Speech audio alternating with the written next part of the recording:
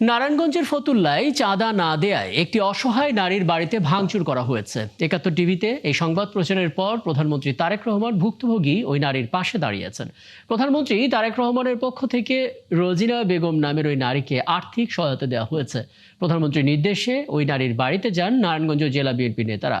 তারা ক্ষতিগ্রস্ত পরিবারের খোঁজ খবর নেন এবং ঘর পুনর্নির্মাণের সহায়তার আশ্বাস দেন। গেল ২০ মার্চ নারায়ণগঞ্জের ফতুল্লার শিবু মার্কেট পশ্চিমপাড়া এলাকায় চাঁদা না পেয়ে এই পরিবারে হামলা চালায় চাঁদাবাজরা।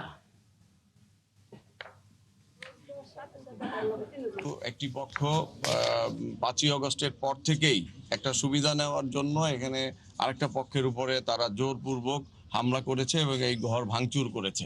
কিন্তু এটার মধ্যে কোনো রাজনীতি জড়িত নাই।